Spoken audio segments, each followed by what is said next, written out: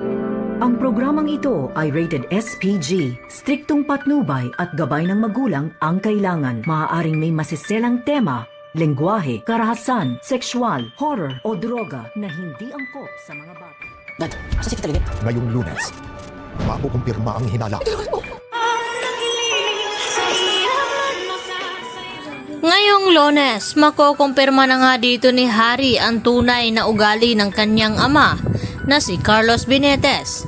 At dito nga na tinanong ni Harry itong kanyang ama na kung nasaan daw ang kanyang tita Lynette.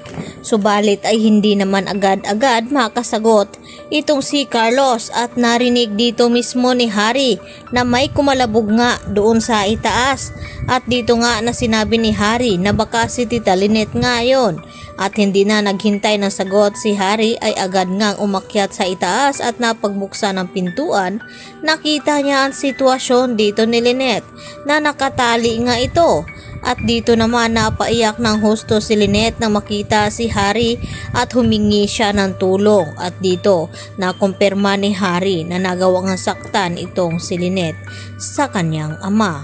At tama nga ang hinala dito ni Annalyn na pinilit na isama ni Carlos itong si Lynette sa pag-alis nang sa ganon ay hindi malayo si Lynette dito kay Carlos at sinundan naman ni Carlos itong si Harry.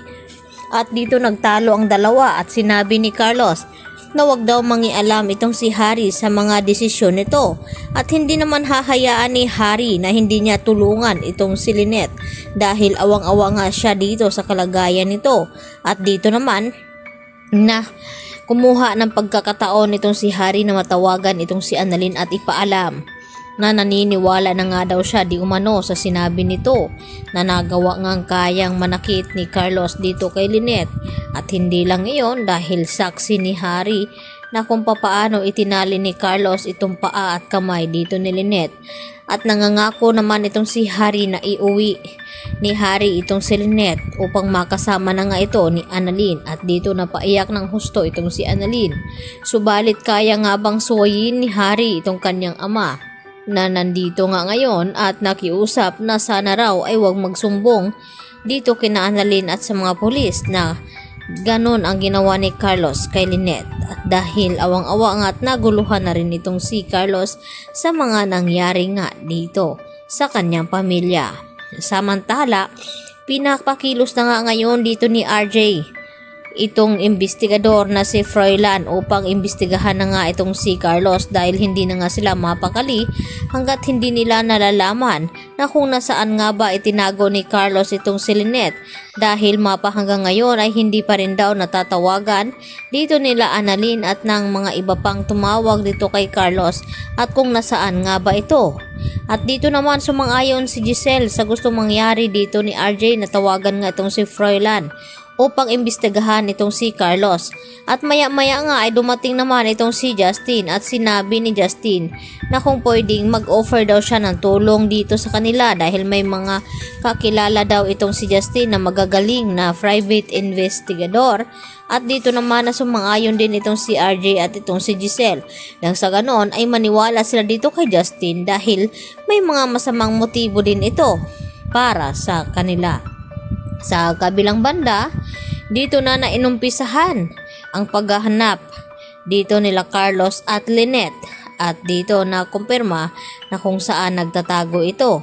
At magugulat na lang naman itong si Carlos kapag dumating na ang mga rescue dito kay Lynette upang iligtas nga ito. At ang kauna-unang magligtas dito kay Lynette ay walang iba kundi itong si Harry. Dahil ngayon ay alam na nga niya kung ano ang ugali ng kanyang ama na baka ito rin ang dahilan na kung bakit nasawi ang dating ina dito ni Harry. At dito na rin kaya nasasabihin ni Carlos na may isa pa siyang kapatid at walang iba kundi itong si Zoe. At magugulat talaga itong si Harry kapag nagkataon na hindi lang pala siya ang anak dito ni Carlos kundi itong si Zoe. Kaya yan naman ang ating pakatutukan at aabangan mamaya mga kapuso.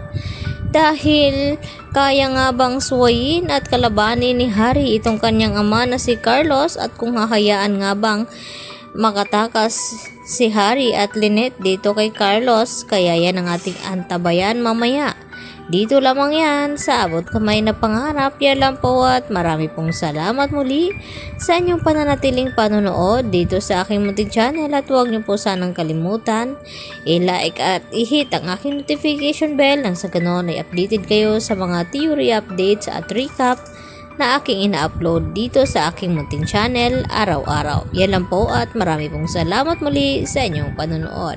Bye-bye!